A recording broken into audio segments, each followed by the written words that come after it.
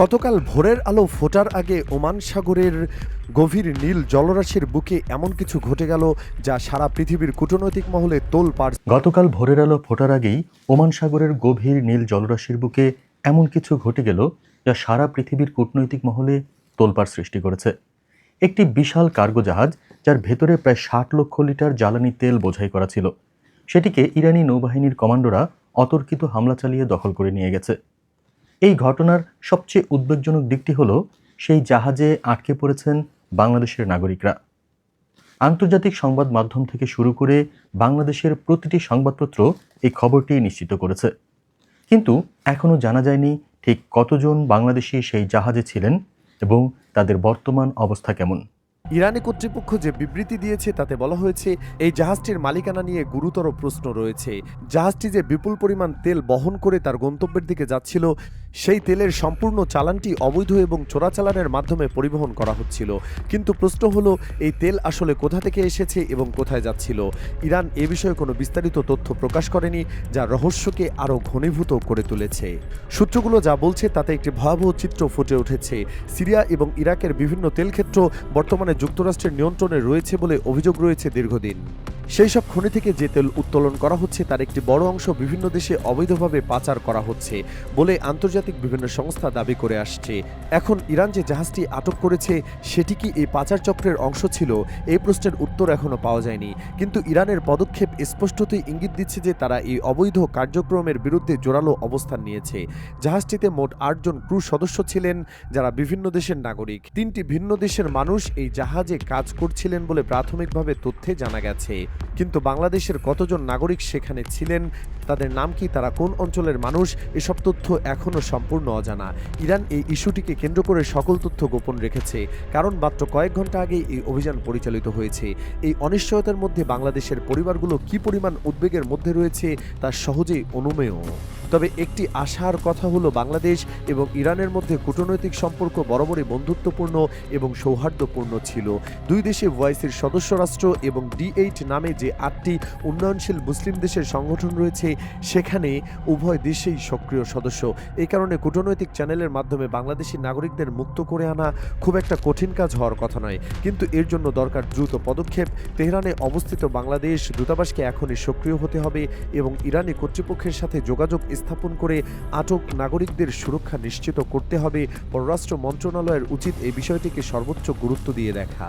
কিন্তু এই ঘটনাটি একটি বিচ্ছিন্ন ঘটনা নয়, বরং একটি বৃহত্তর বৈশ্বিক সংঘাতের অংশ, যা প্রতিদিন আরও জটিল থেকে জটিলতর হয়ে উঠছে।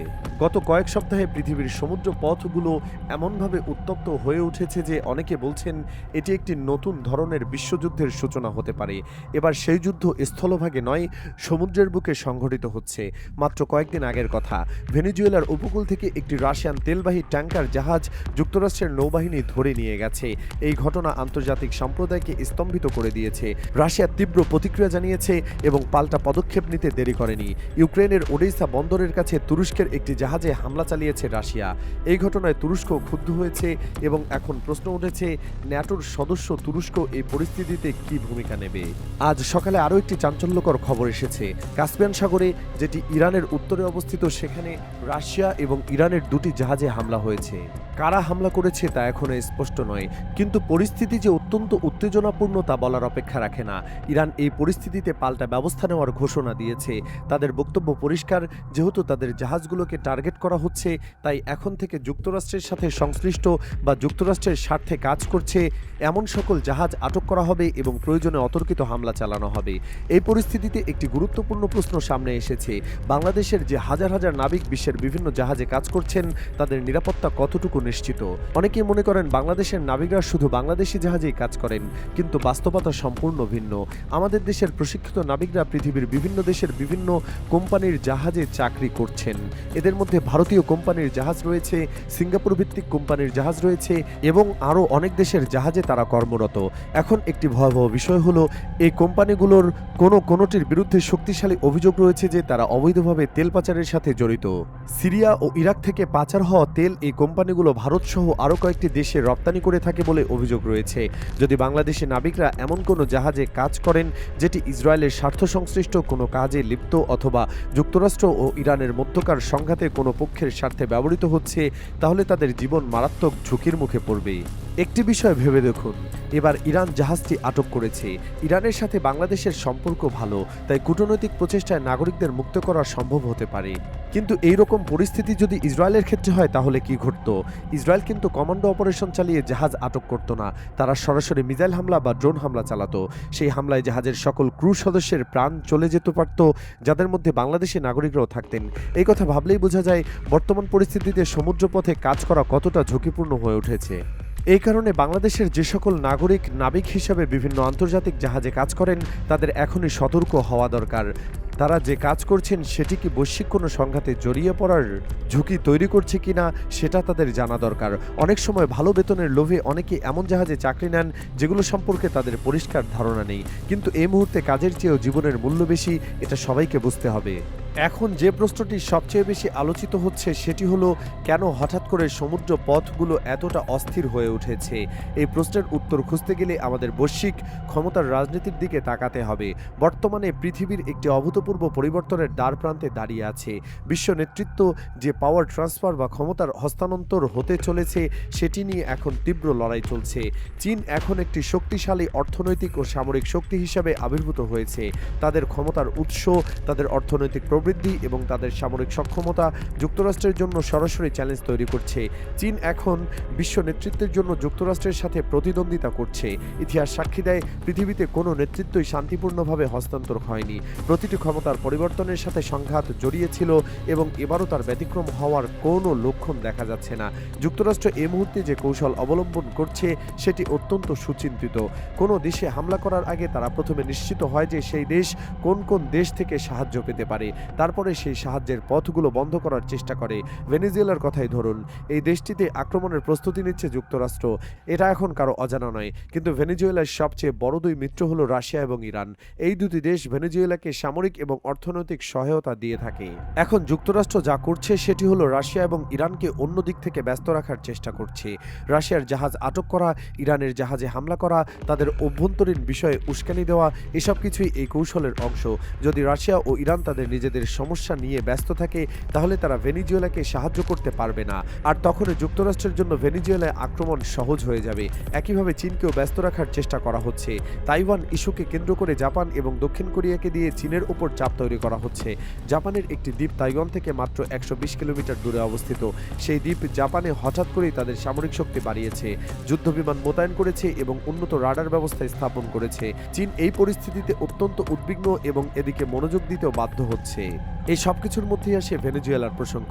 গতকাল যুক্তরাষ্ট্রের প্রেসিডেন্ট ডোনাল্ড ট্রাম্প কোনো রকম রাগঢাক না রেখে ঘোষণা দিয়েছেন যে ভেনেজুয়েলার অভ্যন্তরে স্থল আক্রমণের প্রস্তুতি সম্পন্ন হয়েছে। তিনি বলেছেন, কথিত মাদক বিরোধী অভিযান শীঘ্রই শুরু করা হবে।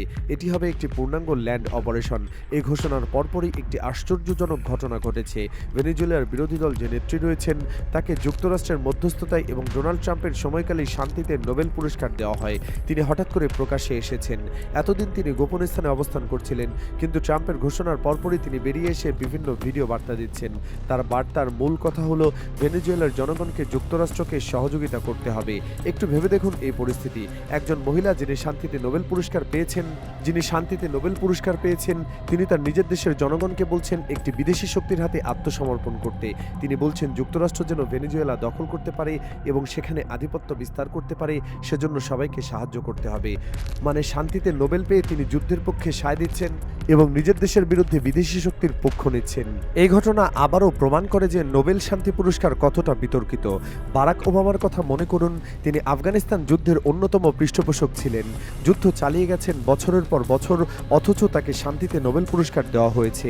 দেখা যাচ্ছে যারা যুক্তরাষ্ট্রের অধীনে থাকে, তাদের স্বার্থে কাজ করে, তারাই এ পুরস্কার পেয়ে থাকে। আর এই জন্যই অনেকে বলেন নোবেল শান্তি পুরস্কার আসলে শান্তির জন্য নয়, বরং রাজনৈতিক উদ্দেশ্যে ব্যবহৃত হয়। এখন পুরো বিশ্ব দেখছে যে কি ঘটতে চলেছে। যুক্তরাষ্ট্র ভেনেজুয়েলা আক্রমণ করে সেটি দখল করতে পারবে কিনা, ভেনেজুয়েলা এবং তার মিত্ররা এই আক্রমণ মোকাবেলা করতে পারবে কিনা, রাশিয়া এবং ইরান যে প্রতিবন্ধকতার মুখে পড়েছে তা থেকে বেরিয়ে এসে ভেনেজুয়েলাকে সাহায্য করতে পারবে কিনা, এইসব প্রশ্নের উত্তর আগামী কয়েক সপ্তাহ বা মাসের মধ্যেই পাওয়া যাবে। কিন্তু এই সব কিছুর মধ্যে সবচেয়ে বেশি ভুক্তভোগী হচ্ছে সাধারণ মানুষ। সে বাংলাদেশি নাবিকদের কথা ভাবুন যারা এই মুহূর্তে ইরানে আটক অবস্থায় রয়েছেন। তারা হয়তো জানতেনই না যে জাহাজে কাজ করছেন সেটি কোনো অবৈধ কাজে ব্যবহৃত হচ্ছে কিনা। তারা শুধু জীবিকার জন্য সমুদ্রে গিয়েছিলেন, অথচ তারা এখন আন্তর্জাতিক রাজনীতির জটিল জালে আটকা পড়েছেন। তাদের পরিবার এই মুহূর্তে কতটা চিন্তিত সেটা ভাষায় প্রকাশ করা সম্ভব নয়। বাংলাদেশ সরকারের এখন দায়িত্ব হলো এই নাগরিকদের দ্রুত মুক্ত করে দেশে ফিরিয়ে আনা। একই সাথে ভবিষ্যতে যেন আর কোনো বাংলাদেশি এ পরিস্থিতিতে না পড়ে সেজন্য সচেতনতা বাড়ানো দরকার। আমাদের নাবিকদের জানানো দরকার কোন জাহাজে কাজ করা নিরাপদ এবং কোন জাহাজে কাজ করা ঝুঁকিপূর্ণ। বৈশ্বিক এই সংঘাতের সময় সতর্কতাই একমাত্র রক্ষা কবচ। পৃথিবী এখন একটি কঠিন সময়ের মধ্য দিয়ে যাচ্ছে। সমুদ্রপথে যুদ্ধগুলো এখন সবচেয়ে দৃশ্যমান হয়ে উঠেছে। যুক্তরাষ্ট্র চাইছে তার একক আধিপত্য বজায় রাখতে, আর চীন, রাশিয়া, ইরানের মতো দেশগুলো চাইছে একটি বহুমুখী বিশ্ব ব্যবস্থা গড়ে তুলতে। এই দুই পক্ষের দ্বন্দ্ব সাধারণ মানুষ ক্ষতিগ্রস্ত হচ্ছে। ছোট দেশগুলো এই পরিস্থিতিতে অসহায় হয়ে পড়ছে। বাংলাদেশের মতো ছোট দেশগুলোকে এই জটিল পরিস্থিতিতে অত্যন্ত সাবধানে পথ চলতে হবে। কারো পক্ষে বা বিপক্ষে না গিয়ে নিজেদের জাতীয় নিরাপত্তা রক্ষা করাই এখন সবচেয়ে বড় চ্যালেঞ্জ। ওমান সাগরে আটক সেই জাহাজটির ভাগ্যে কী হবে? সেই 18 জন ক্রু সদস্য কবে মুক্তি পাবেন? বাংলাদেশের নাগরিকরা কবে দেশে ফিরতে পারবেন? এসব প্রশ্নের উত্তর এখনও অজানা। আন্তর্জাতিক রাজনীতির এই জটিল খেলায় সাধারণ মানুষের জীবন কিভাবে প্রভাবিত হচ্ছে, ওমান সাগরের এই ঘটনা তার একটি স্পষ্ট উদাহরণ। আমরা আশা করি বাংলাদেশ সরকার দ্রুত পদক্ষেপ নেবে এবং আমাদের নাগরিকদের নিরাপদে দেশে ফিরিয়ে আনবে। সেই সাথে এই ধরনের ঘটনা যেন ভবিষ্যতে না ঘটে সেজন্য প্রয়োজনীয় ব্যবস্থা গ্রহণ করবে।